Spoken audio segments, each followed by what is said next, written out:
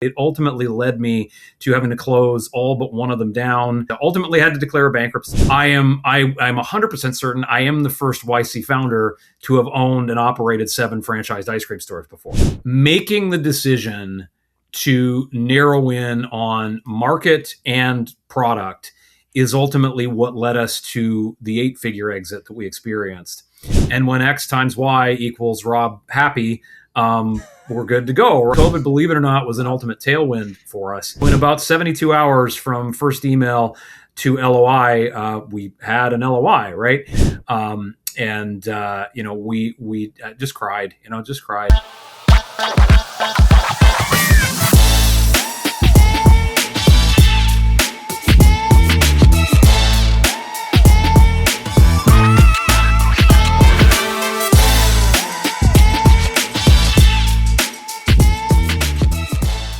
Hey again, and welcome back to NexChapter, recorded right here in the Republic studio. Think of it as the Republic for founders and entrepreneurs where we share wisdom, have fun, and celebrate the journey of another entrepreneur.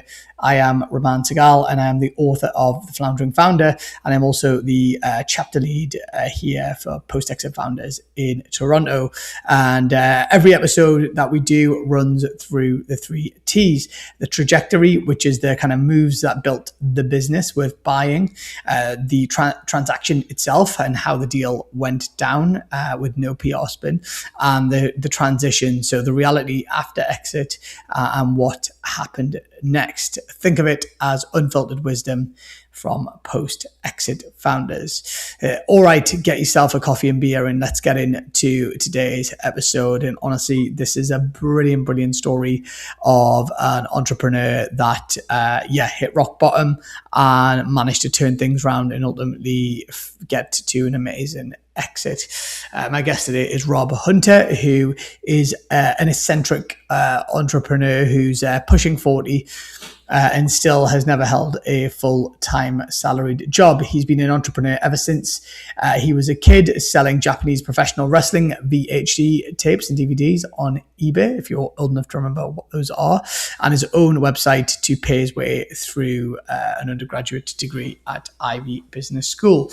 After dabbling in real estate, Rob sold his mini student housing empire and got into the ice cream business, opening 7 marble slab ice cream stores by the time he was 25.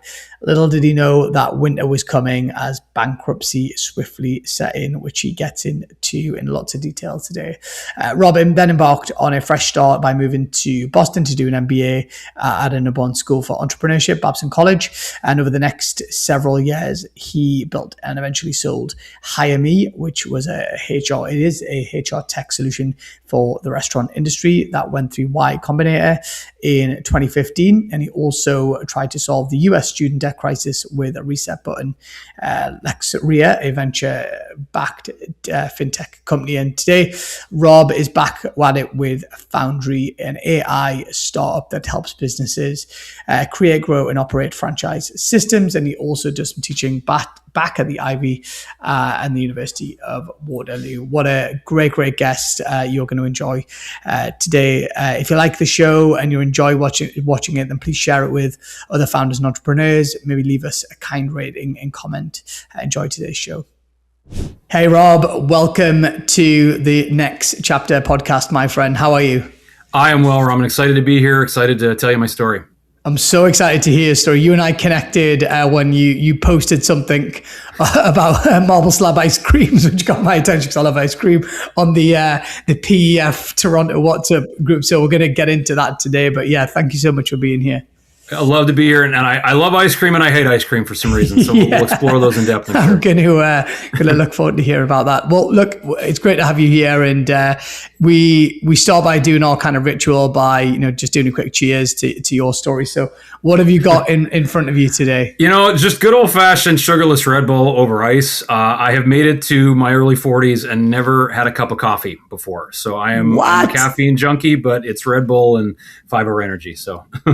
Dude, you are missing out, man. Coffee is the greatest invention ever. Well done. That's what they tell me, but I don't know. This stuff's okay too. So well done. Someone bought me this lovely gift of Perrier lychee flavor. So that's what I'm on Very today. nice. I feel very, very posh. And look at this glass. My team up for one of my businesses, it was my birthday recently. They bought me these beautiful old-fashioned glasses, which I'm using for my lecture. Very fancy, very fancy. Nice. Well, look, cheers to you and Cheers. welcome to the show. And I want to start.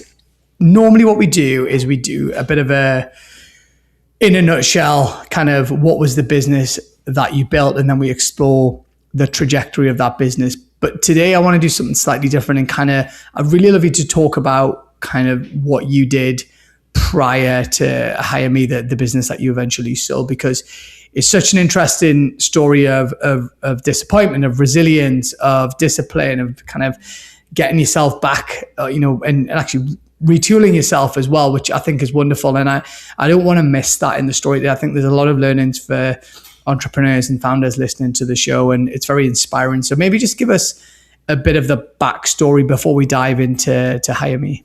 Yeah, so I grew up pretty blue collar. I was the first on my dad's side of the family to go to university. I didn't know what an investment banker or a management consultant did or was, but I went to the Ivey Business School in London, Ontario at Western. Sold stuff on the internet in my late teens and early 20s. I sold bootleg Japanese professional wrestling VHS tapes and DVDs. That's niche. Pretty niche, but pretty profitable. I was clearing like 30K, 40K a year, like 20 plus years ago, doing it part time, which put me in a pretty interesting position, as graduation loomed. I had all my friends going the finance route and going the consultant route, and none of it really just felt like a good fit for my personality and what I wanted out of my life. And so a few weeks before graduation, a friend gave me a ring and said, this is someone perhaps I wanted to be more than a friend. She said, Rob, you got to take me to Marble Slab ice cream. And I said, what the hell is Marble Slab ice cream? And Marble Slab is a super premium, in other words, expensive ice cream chain that had just opened its first location in downtown London, Ontario, where we went to school. And I went, and it was busy and it was expensive. Even though it was cold outside, there was a lineup. And it just sort of seemed to have the trappings of what might be a fun, interesting, good business. My goal was never, to buy myself a job. My goal was to get some sort of scale to it. And that's ultimately what I did. I opened up my first location just a few weeks after my 23rd birthday in Kitchener, Ontario, just outside of Waterloo. Mm-hmm. Did really well with that, and so opened up a second one just a year later in Waterloo. Waterloo store was next to university and next to all the bars. So we were open until 2:00 in the morning, selling $10 ice cream cones to drunken university students all hours of the night, right? Those two stores did awesome. And so I made it a point of opening 5 more as fast as I possibly could, took on some partners, took on some debt, made some maybe compromises around real estate decisions, got too many stores located too closely together. And, the chain itself struggled a lot as well. About half the locations that ever opened closed down. And it was just ultimately not the right move. First 2 went well, next 5 did not. And lots of good stories to get into, but it ultimately led me to having to close all but one of them down. Took a couple of years to sell that off. Was involved in some litigation that actually finally went to court last year on that store, but ultimately had to declare bankruptcy. It was a very, very rough situation with a lot of debt and a lot of kind of crushed dreams along the way. And when you declare bankruptcy, is that as you as an individual or as a business? I imagine both in the end. Yeah, and so one little nugget of getting in the weeds on this is that in Canada, it's actually something called a Division 1 proposal that the majority of people go through. That's not quite a full-blown bankruptcy, and that was ultimately what I did, where you offer your creditors, a little bit better of an outcome than they would get if it were a full-blown bankruptcy. So to be very technical, that's what I went through. And basically, it just sort of wipes the slate clean. All of the, 15, 20, 25% debt that's been accumulating goes away. The creditors do get something more than they would have gotten in a pure bankruptcy. But it's really designed, I would say at a macro level, to enable entrepreneurship and to enable failure and to allow people to get a second, third chance at life. and that's ultimately what it did provide me. But it was an important step in the process. Certainly not fun to go through, and knocked the chip off my shoulder a little bit. I had this blue collar background, and I said, oh, look at all this money I'm making, and all my friends in finance and consulting having to work their crazy hours and not do important work. I really got a little bit of a chip on my shoulder that ultimately I think needed to be knocked off for my next moves to be made. Well, and thanks for sharing that. And Dara asks, have you been back to Marble Ice Creamery since? And is it weird walking into I think they still exist. I see them in the US anyway. They do, yeah. There's still about 100 of them across Canada. The very first one that I opened ultimately got a business partner had bought that back from the bank for pennies on the dollar, which was a fun, sort of stabbing in the back story, that at least it felt like it at the time. So I've been back to that one a few times, and there have actually been a couple open even closer to my home. So the product's great. Like, the product is very good. It's unique in that they make all of the ice cream fresh pretty much every day in the store rather than get it shipped in from elsewhere. And so it does, I can certainly taste the difference, but on a business level, it does, certainly have some challenges that have manifested both Canada and the States. Yeah. And okay, so I think you're in your late 20s, early 30s. You didn't have, I know you've got 3 kids. Did you have kids at this point? No, thankfully this happened at a good time. I was in my sort of mid to late 20s as this was happening, and really pegged everything. I remember writing this down. I'm going to get a fresh start at the Harvard Business School. I'm going to go do my MBA at Harvard, right? And I studied for my GMAT. Got 660 or something the first time, not good enough for Harvard. Went back, got my 740, figured, here we go, all set for Harvard. Harvard, alas, did not extend an interview invite to me, nor did Stanford, nor did Chicago Booth, nor did a few of the other schools. So had to pivot again, but was very fortunate to stumble onto Babson College. Babson is kind of a top leader in entrepreneurial thought and action. And very, very fortunate, given maybe that good GMAT, they extended me a very well-needed full ride scholarship to go down there. So I had a few other options, but that was really what made the difference.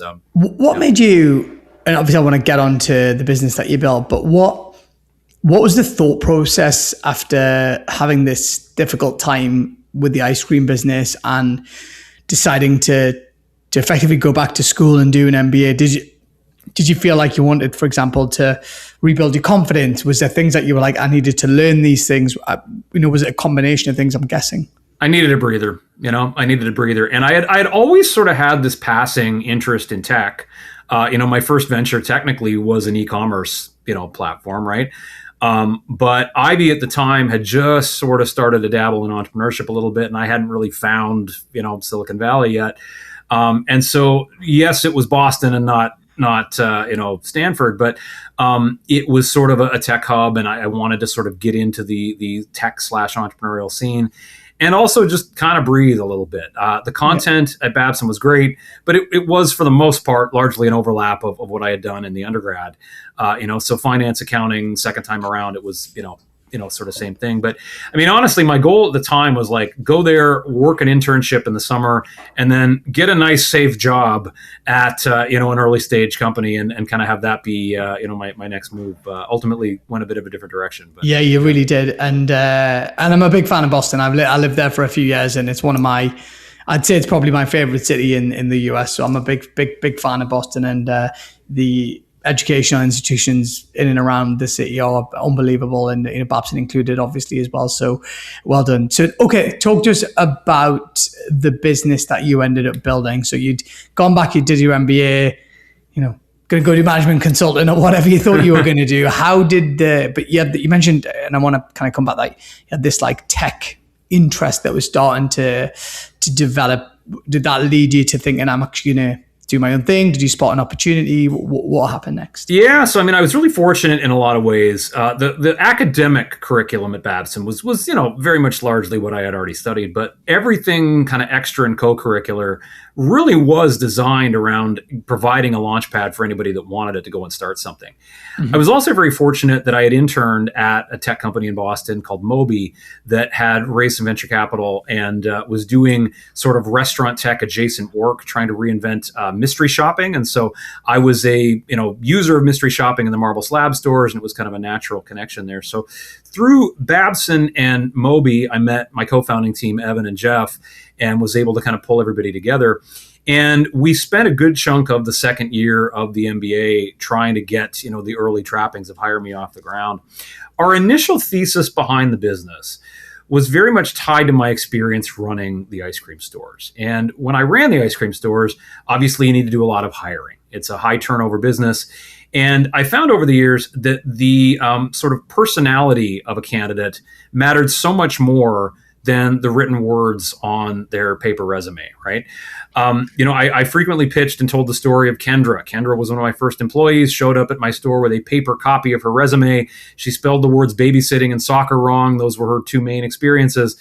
But she was just delightful and cheerful and available and lived close to the store and was probably, one of the best employee, definitely one of the best, maybe the best employee I had over the, few years I was in the business. And so phase one of HigherMe was, well, how do we figure out from a stack of 100 paper resumes who the Kendras are? And so our thesis was around letting candidates do a short video as part of the job application for sort of customer-facing retail restaurant roles. Went through a lot of evolutions beyond that, but that was kind of the first stab at what we were doing.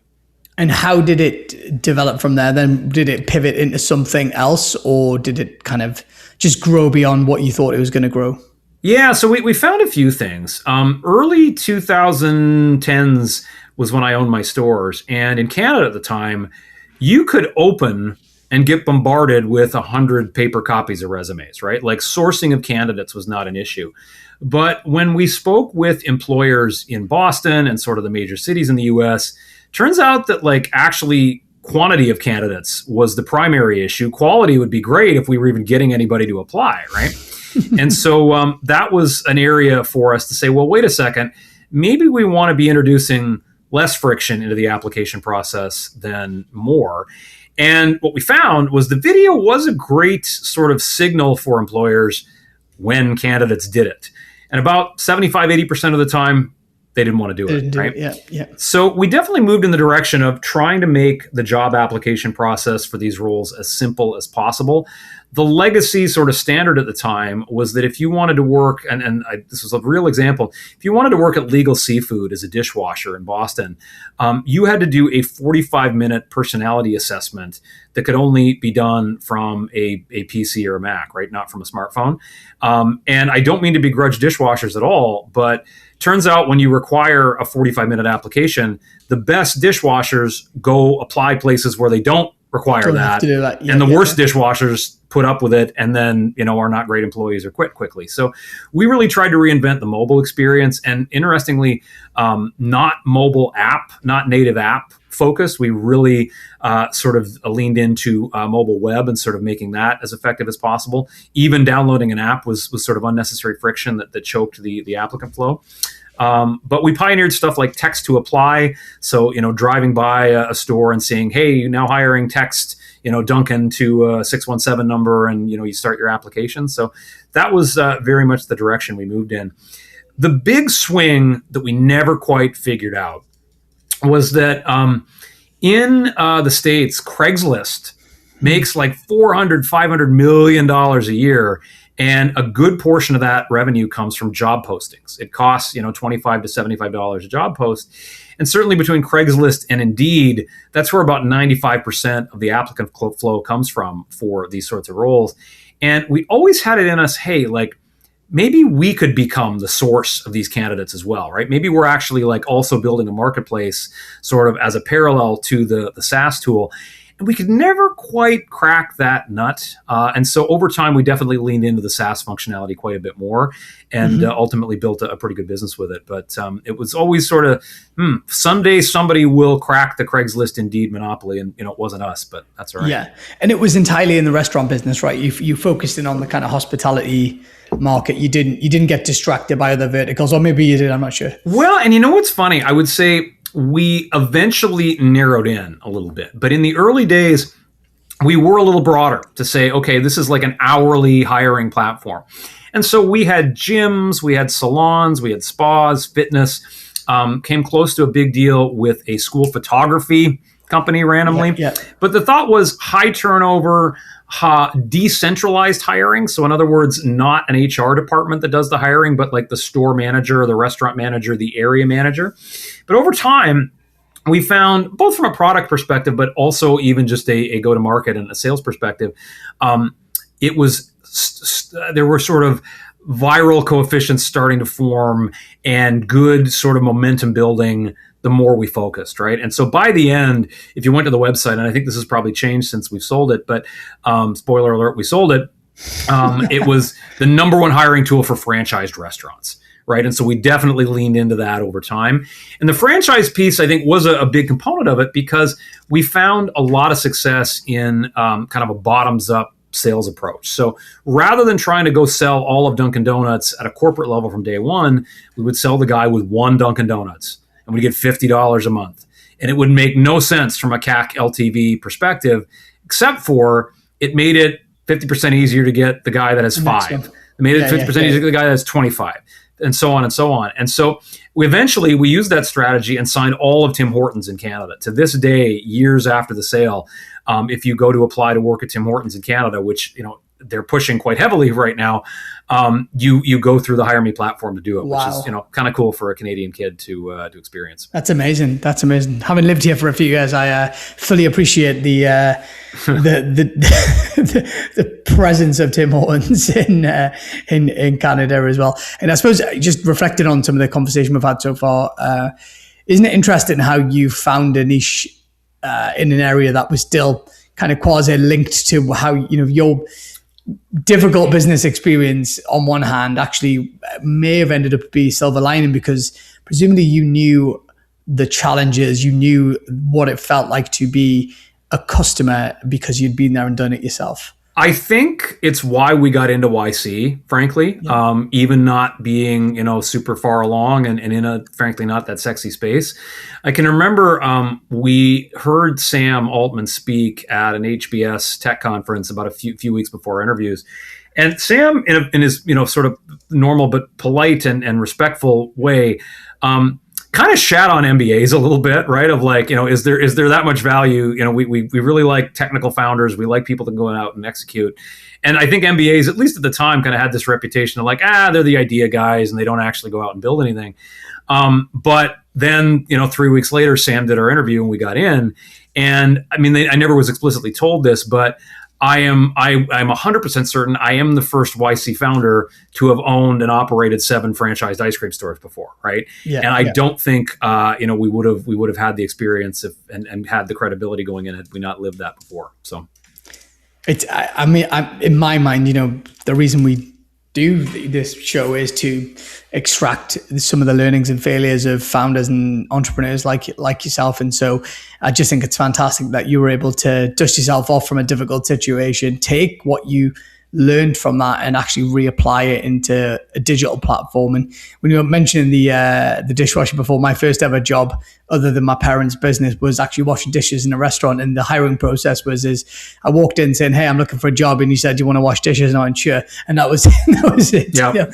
This was 30 years ago now, but still I remember it. I remember it really well, and ended up being a waiter in that restaurant for many years. So none of the platform you're describing would be fantastic, even for a user experience, never mind a business experience. So, okay, so you're starting to get some traction in the business. And as you reflect back, was there any things that you did really, really well that were a particular like I really like what you said before, for example, of like, it almost felt like you had this foot in the door methodology, like you'd get into one Tim Hortons or Dunkin' or McDonald's or whatever, and then that made it much easier to be like, hey, we're already working with John down the street.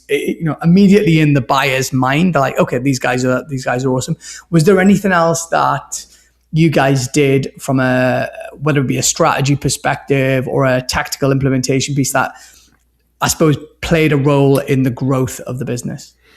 Well, I think, part of the story is around capital and availability of it. We did YC and we assumed we'd get to demo day and snap our fingers and get millions of dollars, right?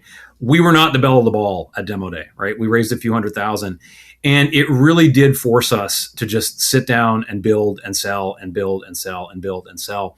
And I feel like there is a metaverse, a parallel universe somewhere where, maybe we did have that, $2-3 million seed round sitting in the bank all at once.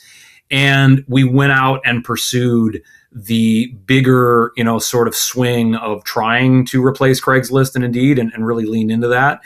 And in one of those sub universes, we figured it out. And in probably many more of those sub universes, we didn't figure it out, right?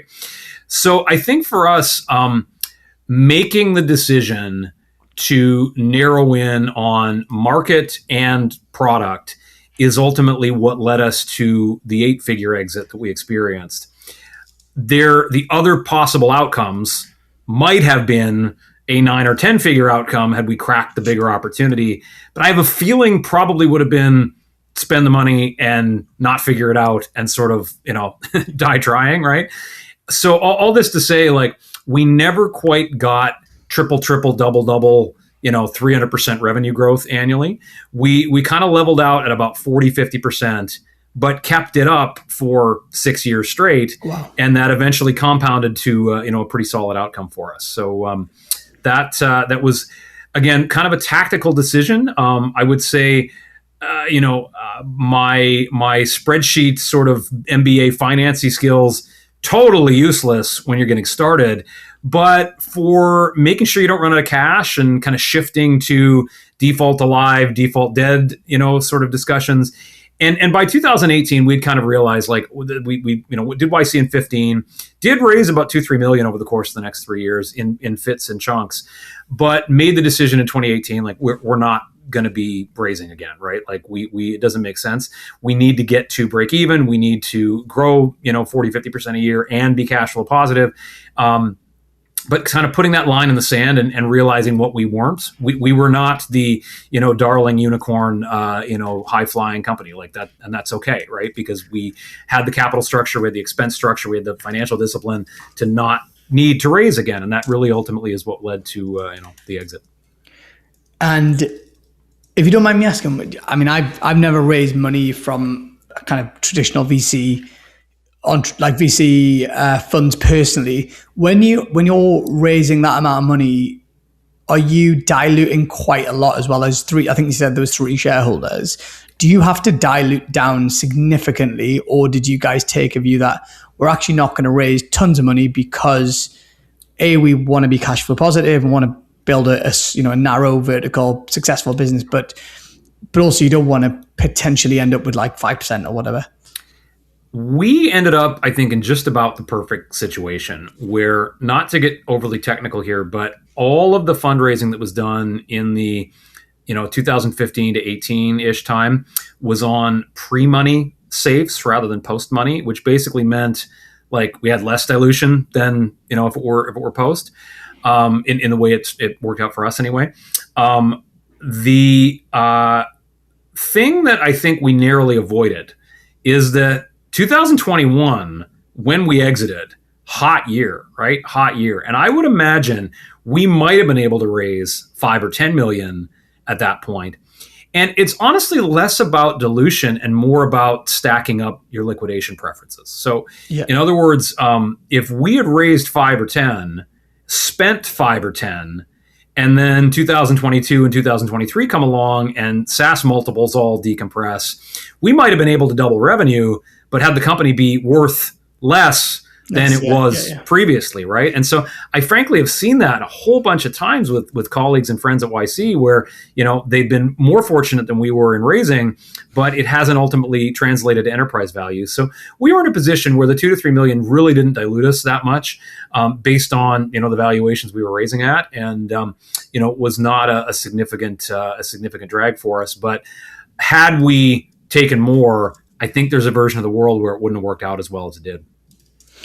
Yeah, I agree. It's really, really interesting. I was just making some notes there because I think it's fantastic learning. I want to underline there for our viewers of just kind of recognizing it's not just because the dollar sign is huge. It's not always a good thing in that situation. And timing, I mean, you mentioned as well, certainly what I've learned from doing lots of these interviews is timing is everything. Again, sometimes you can time it perfectly, but generally it's hard to design that timing because you don't know what's around the side. So maybe then let's dig into the transaction itself and how it happened. And did you guys recognize, hey, this is a good time to sell? Or, did you hire a banker? Did someone come knocking on the door? Maybe give us a sense of like how it came about. Yeah. So, by late maybe 2019 or so, I had, again, kind of MBA quantity background, sort of. I had a spreadsheet running called Outcomes, and it would detail the waterfall of like how much everybody involved would get under various situations, and also tie it to, okay, well, revenue is currently X and a reasonable multiple is currently Y. And when X times Y equals Rob happy, we're good to go, right? And like we were getting closer and closer to good to go. As a restaurant hiring company, you can imagine March 2020 was a very interesting time, right? So our revenue fell off a cliff, not quite as bad as we expected when COVID hit. And thankfully, it recovered just as quickly. And we actually ended up 40% in 2020, despite dropping by 50% in the middle of the year. Because it turns out when you close every business down and you lay everybody off, and then you reopen everything 3 months later. You got to hire people back, right? Yeah. So we actually, COVID, believe it or not, was an ultimate tailwind for us. So interesting. I was going to ask you, I mean, it's fascinating. Like, so I was going to ask you about that, but in a weird, churn was a friend to your business, right? Like staff churn in restaurant business was a friend, but this COVID was the ultimate churn. It was too. And I will say, we got through COVID without having to lay anybody off. And it was because of severe, hardcore financial good management pre, mid, and even post-COVID. That was one of our proudest moments, was being able to tell everybody on the team, like, we're okay. Like we don't, while everybody else was trimming. You talk about, head count turnover. We were able to get through COVID without any layoffs. So that was a proud moment. As we got into the latter half of 2020, there was a strategic that had kind of been sniffing around a little bit and, was making some inroads. And ultimately, we had some alignment on numbers, but maybe not words in our engagement with them. Good guys and good culture fit and feeling very good there.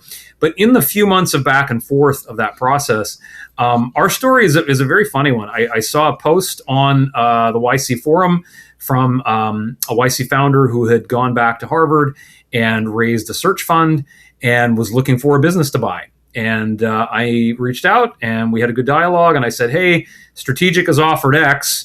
If you can do X plus Y, I'll bring that back to the strategic and, we'll see what they have to say.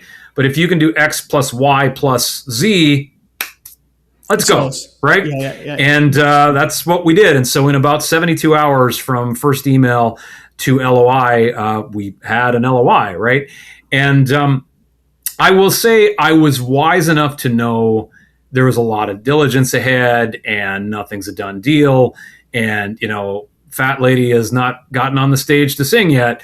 But man, the night that sort of came together, and it's December 2020, we're in the middle of lockdown. And like, I enjoyed a few cold beverages with one of my colleagues that story for another time. But Derek was a marble slab guy that then later got involved with HigherMe. We just cried, like what a great, when the offer came or when it closed, sorry.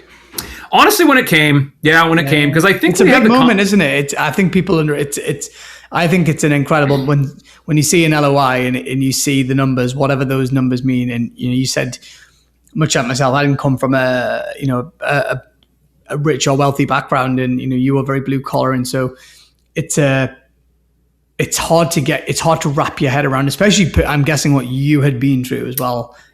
This must have been incredible. Especially in the year of COVID, where there's lots of ups and downs around everything, right? Thinking the business would have died, 9 months earlier. But yeah, I think what I had was confidence, maybe not even in that specific deal, but that we have something that someone is willing to pay for. There will be others if not this, right? Yeah, I agree. And so then kicked off a very elaborate, elongated diligence process. I wish I knew more about search fund style investing, because maybe we would have found another suitor if not. But the deal did close. It took from December until June. Wow. But we finally got pen to paper and money wired. I'll tell a real funny quick story. I think it's funny around the wiring. So we were set for a closing of June 2nd, 2021. We had just built a new house, sort of out in the suburbs in an area where there is very hard water everywhere. And so my wife had booked the Culligan man, the water softener sales guy, to come in on June 3rd to install, and to sell us a water softener. Well, the closing of the business got pushed today. And so the Culligan man is here, masked up, doing a very elaborate, elongated, lengthy sales pitch. And I'm like, buddy, I'll buy the fucking thing. I'm ready to go. Like, we're good to go. I want the water softener, because I'm trying to get things taken care of and refresh the bank account. And very, very honestly, kind of rudely, I kind of blew the guy off while my wife dealt with him, brought my then 1-year-old son upstairs, sat on my bed and kept hitting refresh. And then 7 figures show up in the checking account. And wow. That was the moment. So we popped, a bottle of champagne that the buyer had sent over and celebrated. So lots to talk since then, but that was the sale. That's awesome. Yeah. I want to just circle back to something. You said a strategic was sniffing around, and it's really interesting what you did. Effectively, you were able to play that competitive process element to drive a valuation that what led for a happy Rob, and I assume a happy your co-founders as well. So I suppose my question is, there's real learning in that, number one, which is the value of competitive tension and knowing that there are people willing to buy the business. I think that was your trump card in being able to actually get the valuation that you wanted. But also, I think I really want to applaud the fact that you recognize, I see a pattern with entrepreneurs like yourself, like you sniff out opportunities. You're not willing to see an opportunity to go by. And so I think the fact that you saw this, because you were looking, number one, I often say to younger, colleagues that I know, like, how do you know everyone? I'm like, it's because I show up. I show up, I go everywhere, whatever. And I really like the fact that you had your eyes and ears open, which is something to see, but you're also willing to say, hey, do you want to have a conversation? So those two things I think are so underrated and so important, and such a kind of important part of the DNA of entrepreneurs. But I think you sold how well you played that, which was the way you kind of used the strategic to kind of get the valuation and all that kind of stuff. I think I wish we had done more. I wish we had done more. We had dabbled a little bit with a banker. We were probably just a little bit on the small side for it. And I wish maybe in hindsight we had even more strategic conversations going, but it's hard to get those going quickly, right? And so I think having multiple offers in play can often be a multi-year investment process before, right? So we had this relationship with the one. Maybe we should have had others, but I think we did get the timing, maybe not perfect, but pretty darn close, especially with where things went, SaaS wise afterwards. So and did they? Great point, by the way. And I think often you don't realize until in hindsight there might be that slight regret that we wish you'd hired a banker, but that could go one or two ways as well. So, and it sounded like it all worked out well. It was very binary. Rob happy, 1 = 1 or 0, right? And I've done some teaching since, which I'm sure we'll chat about. But my students often ask me, are you happy?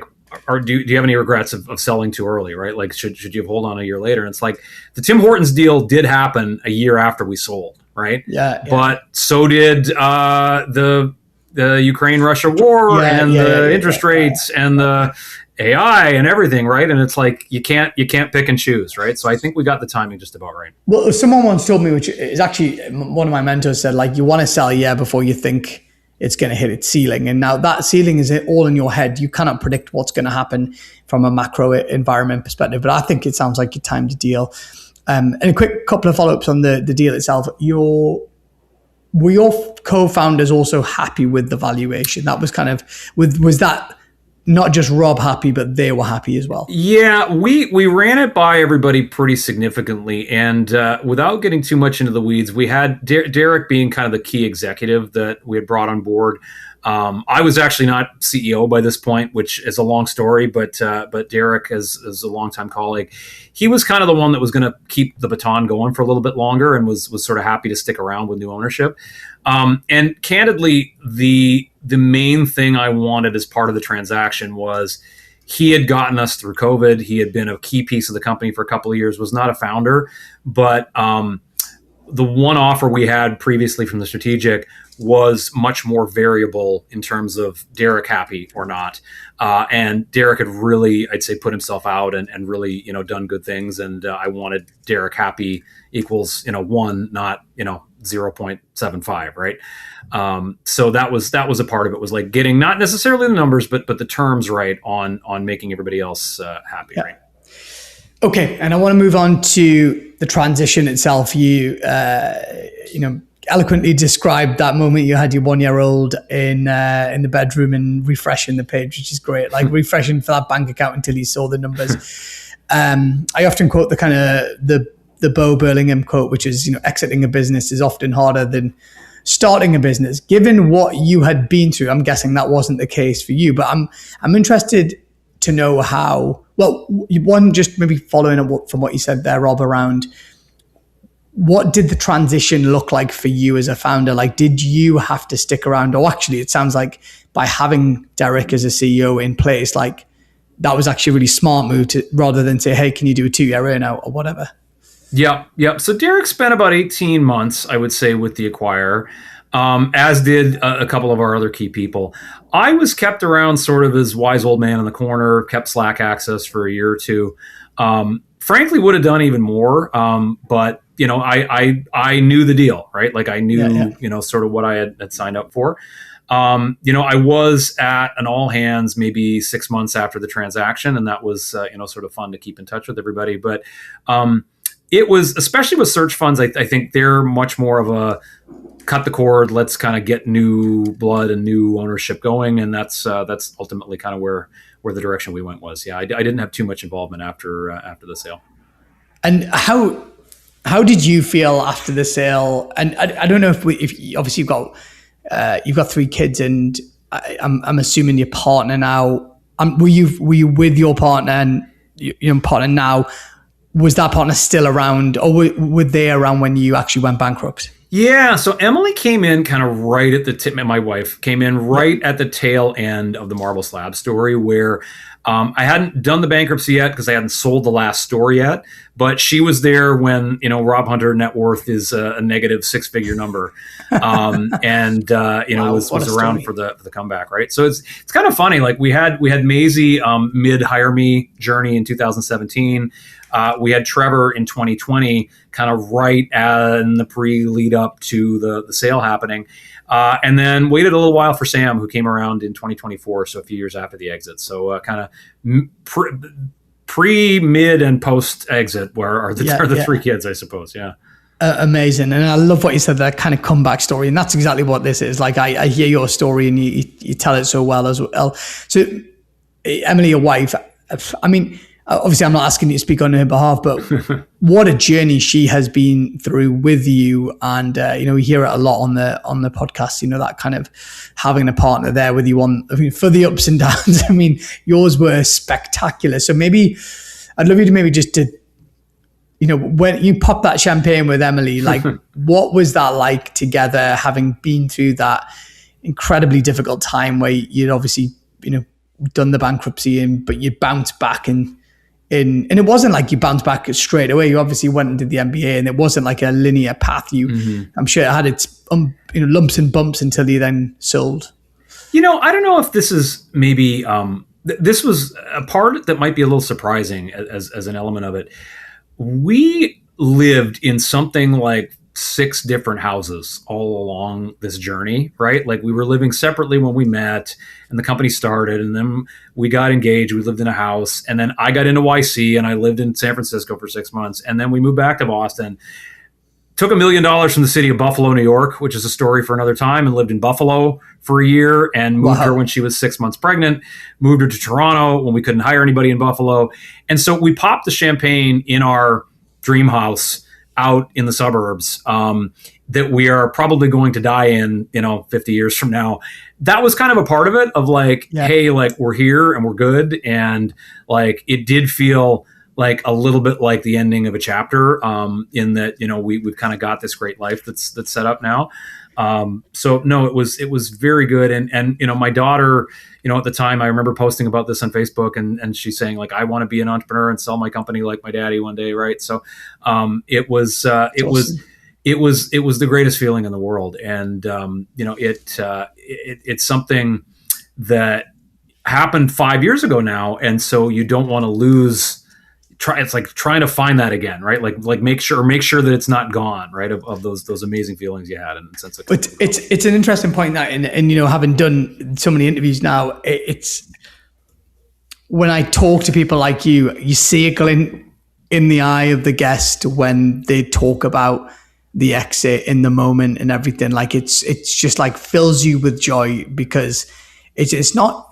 Obviously, the money is an important aspect and the liquidity piece is important, but there's just a sense of, I did it. I did it. And particularly for you and your journey, like you did it the hard way, like you really, really did, which is awesome for you. And then I'm interested about what happened next, because you, I presume, obviously you did the MBA first time because you were kind of burnt out. Then how did you navigate the transition after you sold, right? Like, got your fantastic house, obviously expanded your family. Did you take some time off? Did you have often we see a bit of a honeymoon period, and then very quickly it's like, what the hell do I do next? Hence the name of the podcast, NexChapter. Yeah, there's a lot of that. I mean, I was lucky that about a year after the exit, and we had done a lot of travel, and part of I guess my view of money is like I am an active investor, and so made some good decisions and some bad ones trying to get the capital out into the world and doing good things with it. But about a year after, I was fortunate enough that back at Ivey, where I had done my undergrad, a bunch of faculty were taking secondment for a year, and they needed some people to teach, and so I came on board and taught a new venture creation entrepreneurship class in 2022, and have been back. This fall will be my 5th year in a row back at Ivey teaching entrepreneurship, which has been just wonderful. Is it in person, Rob, or is it virtual? Are you actually physically on site teaching? It's in person, yeah, and they're pretty hardcore about in person. It's a very sort of case based. Participation is 30%, 40% of the grade. They you fail the class if you miss more than, 25% of it. So, I'm fortunate enough to be just close enough to London, Ontario to be able to make the trips down, and reconnecting and sort of inspiring the next generation of entrepreneurs has been amazing.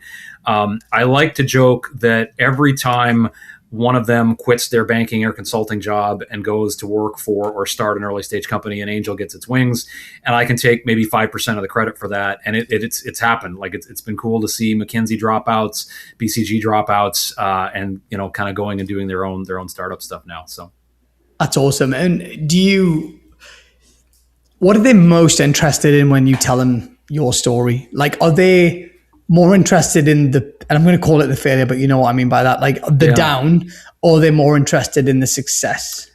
I think they lean in heavily to the people behind the stories, right? Okay. So, oh, you're suing Marble Slab. Oh, why are you suing Marble Slab, right? Or, oh, you and your business partner didn't get along and you went to court, but now he's coming and working for you again. Like, oh, how is that going, right? Okay. So I feel like being able to ground the story in between my own journey and that of speakers that I bring in, like I know I'm 20 years older than these kids. I know I'm like the old gray haired in the room, but man, I still feel like them. And I still feel like this is all so recent. So bringing it to something tangible that they've been able to experience has been, sort of most exciting. And you said that you still feel like they do to an extent. Has your entrepreneurial journey ended in the startup sense, in the creating a new business sense, or is there an itch you want it? Maybe a cake franchise or something like that? Yeah, you know what? Franchise is the key word. Funnily enough, I would say there was a year or two where I'm like, I'm done, I'm good, I'll go live off the money forever. But both AI and I suppose time have just reignited things these last few months. Yeah. And I guess I'm so fortunate. One of my first students, I so appreciate the faith she showed in me, quit her job in March to come on board with my new venture here. And so, yeah, we're back at it. We're building Foundry. Foundry helps small businesses create, grow, and operate franchise systems. There's only about 300 new franchisor systems created annually every year, and it's because it's hundreds of thousands of dollars of upfront costs, hundreds of thousands of dollars of ongoing costs, and it's human knowledge work that now AI can do a lot of automation towards. So we're really focused on that opportunity and trying to help local businesses become the next McDonald's.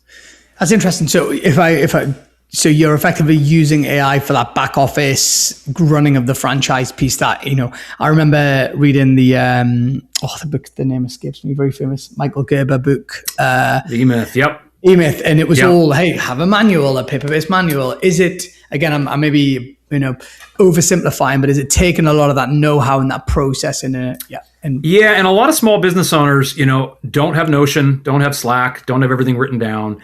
And so how do you best ingest their information and turn it into something that A, franchisees are willing to buy, but B, what franchising is very regulated, right? FTC has a lot of regulations around it in the States. And you need to produce this multi-100-page document that a consultant will go charge you $200,000 to do. I don't think that's the way the world should work. I think it should be easier. So essentially, we charge nothing for our services, but we partner with the small businesses to, sort of take a percentage of franchisee royalties over time and really tie our success to theirs through outcomes. And I'm guessing you're bootstrapping this. You're not going to raise money or anything like that. Maybe you're not sure yet. Yeah, I'd say we're bootstrapping to start, right? And we've got some great folks that are involved. But man, it's a pretty big idea. Our goal with this is to create, a giant, influx of new franchise systems. And by virtue of that, new franchisees. I think, there's a lot of folks, and we'll see how intense this ends up being, but a lot of knowledge workers in their 30s, 40s, 50s that might not have a job in the near future because of AI, but might have enough saved up to be able to go open a doggy daycare or a nail salon or an ice cream store.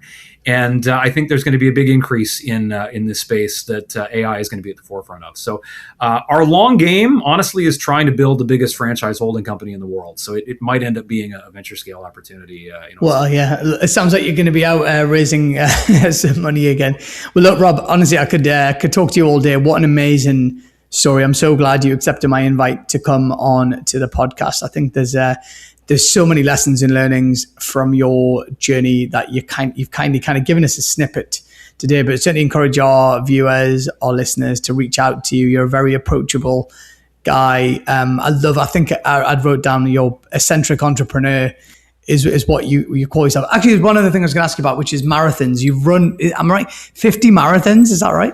I'm on my way. I've done 28 states. I have 22 more to go, and the goal is 50 by 50. So I got to do 2 or 3 a year to meet that. But and are you doing them all, particular the states as in the US, or are you doing them all over the all? Yeah, 50 states. You can join the 50 state marathon club once you've done 10, and the goal is get up to 50. So it's I'm not particularly fast, but it's a nice.